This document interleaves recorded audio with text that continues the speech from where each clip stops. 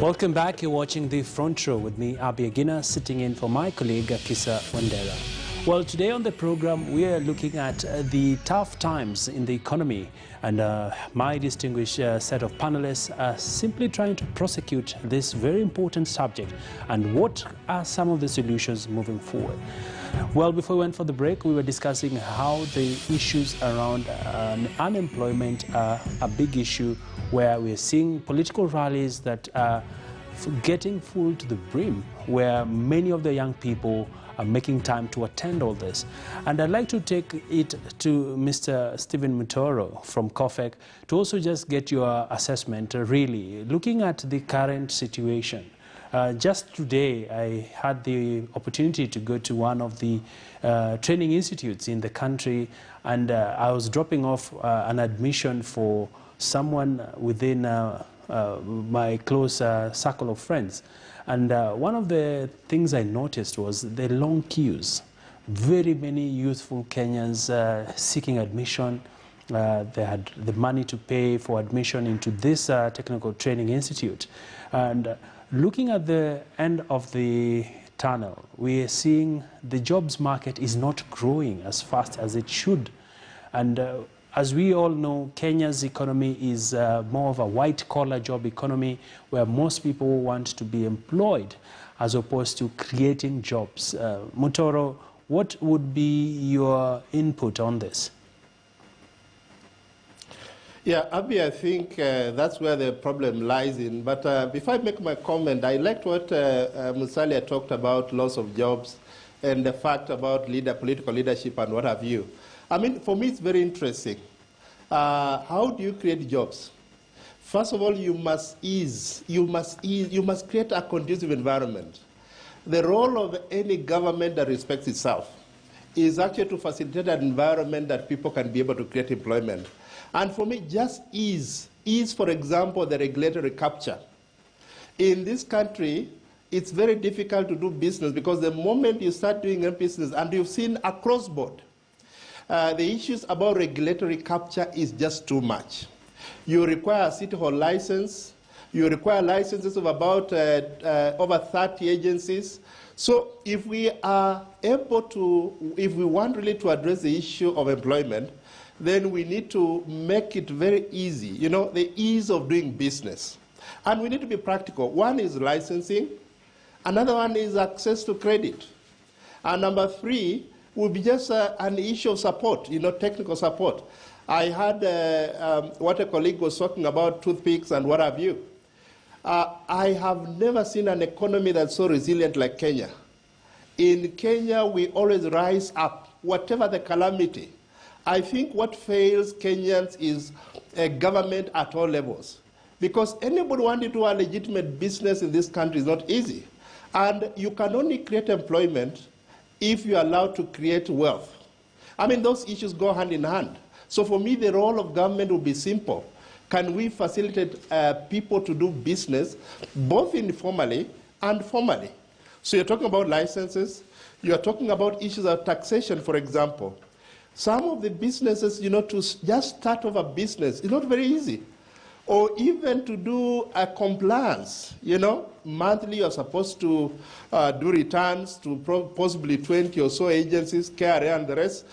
So if I was in a position to advise government, as I hereby do, I think it will be easy for the top leadership of this country to look at the issue of creating employment and wealth as a priority issue. And there's no government that can create wealth. You can only facilitate wealth creation. And it's very interesting, you talk about the number of youth that are appearing at rallies. We need to look at sectors that can be easy, you know, the low-hanging fruits. For example, the issue about agriculture, sector like agriculture. And talking about agriculture, people are fighting, for example, about the tea sector and regulations. But who smile to the bank? They are not the Kenyan farmers.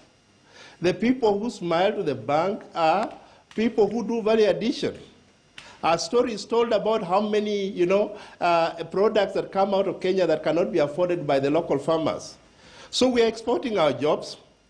Today, if you walk to a supermarket, of any credibility, I would challenge you, if you would be right or wrong, if you'll get less than 70% of the commodities in that supermarket, whether they are local or they are imported, you know, from eggs to pens to what people are talking about, toothpicks and the rest. So we are basically a country that labors for other people.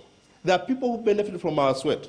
Reason is because we have people in position who do a lot of deals for selfish reasons, and they should change our farmers, for example, on issues of marketing.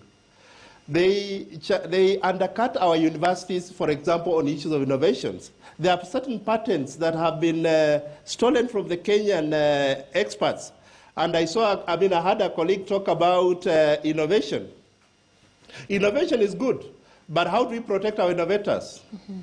So there are interesting things that I think we should start talking about, very basics, that a country like this, if you want to allow the economy to grow, then put money into the people's pockets. All right. Even thank you as for your Musale point. was talking about, even as Musale, yes. All right. Thank you. Interesting insights there. And to you, Mr. Kimosop, clearly, as a country, we've been having the development blueprint, that is the Vision 2030, hoping to make Kenya into an industrialized economy. On the flip side, we are also seeing the current Big Four agenda taking literally a backseat to some extent, considering the current developments in the country. From your side of things, how do we stimulate economic growth from the perspective of creating jobs? At the same time, how can the private sector play a role in this? Because everyone is blaming the government. The government this, the government that. And where does the private sector lie in all this? Abby, as a journalist, I'm sure annually you normally report the launch of the economic survey, the one that's done by KNBS. And when you look at the economic survey, they talk about the GDP growth. And I even remember that is part of the introduction that you gave when we began this show. And the reason why government takes a lot of hits is because the biggest spender in any economy is the government. The government procures the most of the goods in economies like ours. It is also the biggest spender within the country. And there is something that Mutora has pointed out, that government needs to facilitate an enabling environment. There is also new thinking, Abby, in terms of government not only facilitating, but also being an effective actor within the economy. And I want to give examples about both the acting part and the facilitatory part. On the facilitatory, it is the business environment that ensures that the private sector thrives. I can tell you today, Abby, when you look at the governments at the local level and at the national level, most of the time when they look at business activities, their focus is on how much tax are you paying and how many do you have all the licenses.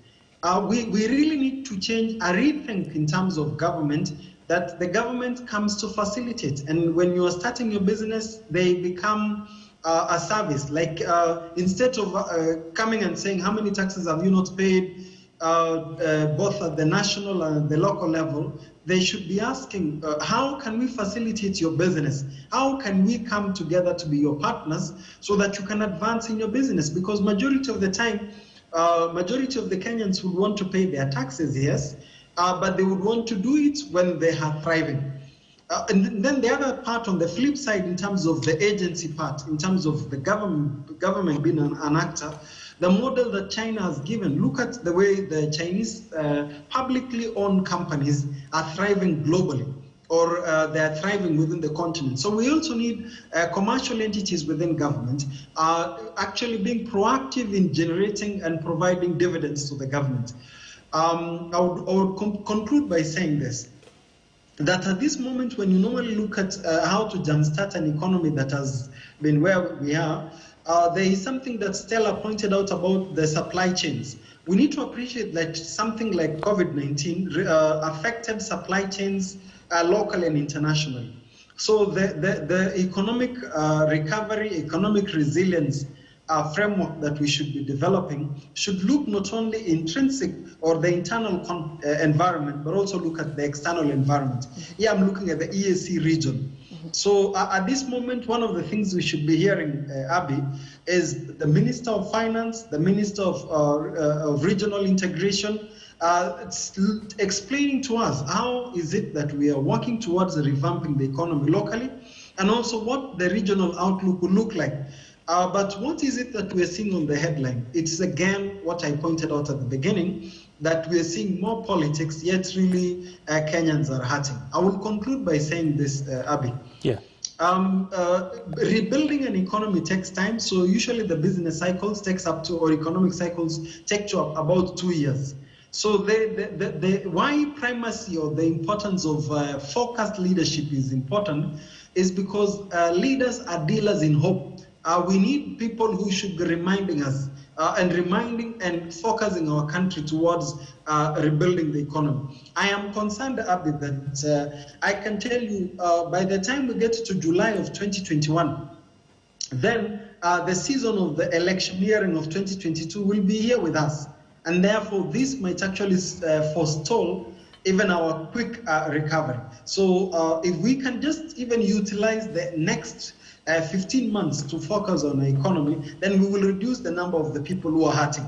Now, if we do not do that, the issues that Stella pointed out in terms of increasing crime, increase in unemployment, an unconducive business environment will be something we will be revisiting and talking about. All right.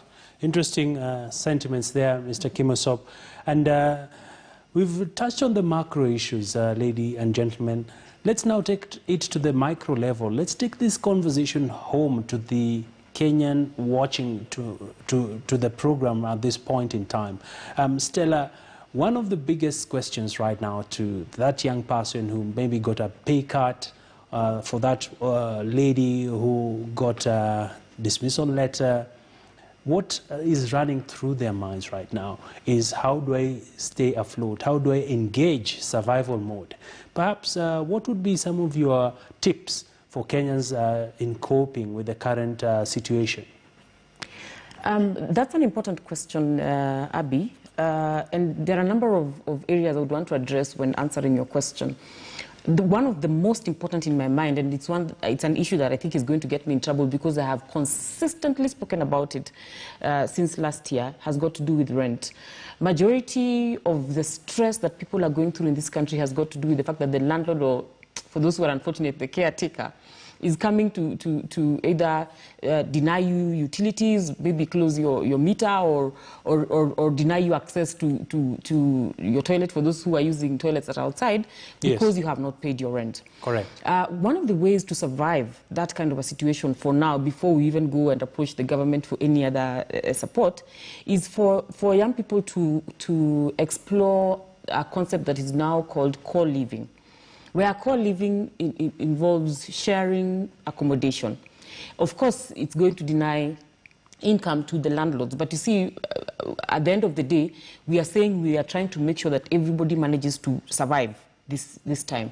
Co-living is definitely going to reduce the costs of rent. Okay. If people are able to share spaces, it's definitely going to reduce the burden of rent on people. Nutrition. Is it sustainable? Co-living is quite sustainable, and there are economies that have adopted this and are doing quite well. Dubai is a very expensive city to live in, and for you to be able to survive in Dubai, you need to live in very small spaces and pay just a portion of the rent for that space. All right. So that has enabled certain people to be able to access the city, get incomes out of that city, and still manage to live in those cities without necessarily having to pay the income of having to live in a full house. When you have struggles like the ones we have, I think those are areas we need to consider. But while citizens are considering the options of co-living, for example, our government needs to address this matter. I know we are a capitalist economy. Yes. And nobody wants to talk about rent and reduction of rent, or at least reprieve for landlords who are paying loans so that they can be able to give tax holidays. Abby, I know landlords of friends of mine who actually gave them a break from rent for a couple of months because there are landlords who are not paying loans to banks. So I know for a fact that if not all landlords are paying loans to banks, they probably would be able to be more humanitarian with the rent. There are many mechanisms that the government can put in place to support that, and I think it's an area that they need to cover. Otherwise, majority of the workers are actually leaving the city and going to the rural areas, and unfortunately they're not contributing to the economy in the rural areas. The last thing I'll mention... I will have to interject you, Stella. We just have under 4 minutes to wrap up. Okay. Hold your thought, and I will be giving you the last word. Okay. Let me get Mr. Mutoro to also weigh in on this. What would be some of the nuggets you can share with a young family also caught in the melee of all this? When reality strikes, I mean, you just have to live within reality.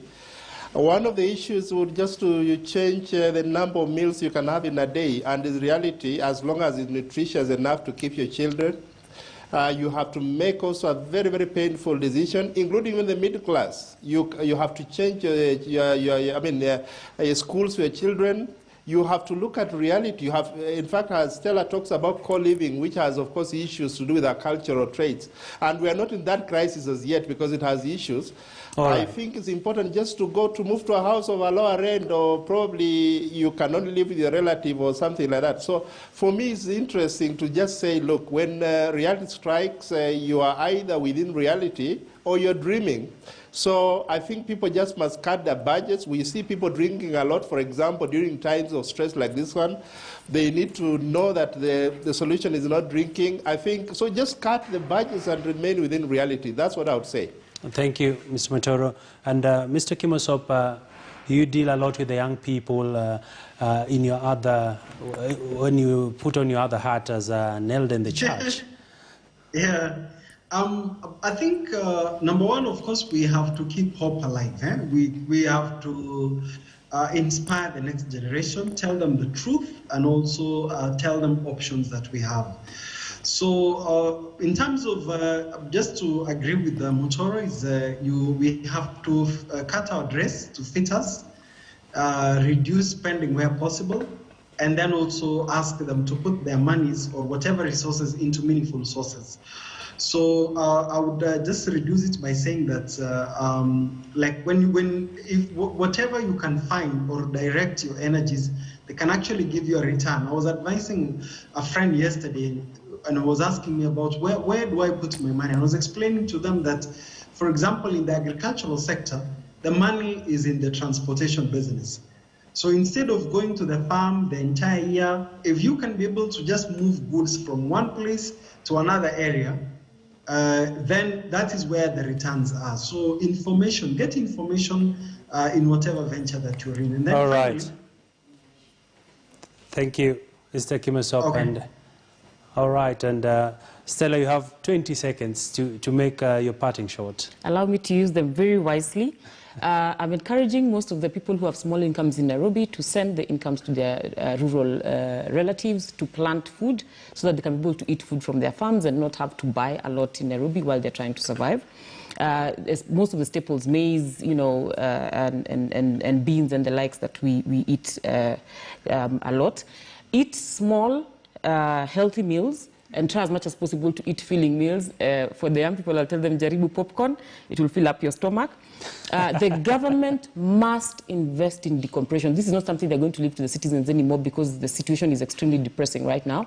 They should invest in decompression and invest in giving citizens as much information as possible about COVID so that the fear of COVID does not compound the problem of the economy. And the last thing is that as many of us as possible should go back to God, pray, and get solace from God, because once in a while when you cast your burdens, you get relief, even if it's just for a short period. All right, thank you so much to my panelists this particular moment, and we appreciate your great insights, and of course also to the viewers who are watching us from home and also in the diaspora. We thank you for your time, and quite a number of questions. I see a question here from my good friend Patrick Alishula. Because of time, we won't be able to take all your questions, but let's keep the conversation alive. And for me, my parting shot to the Kenyans right now is save the little that you can, because it might just come in handy on a rainy day. Well, this has been Front Row with me, Aby Agina. Until next time, have a lovely evening.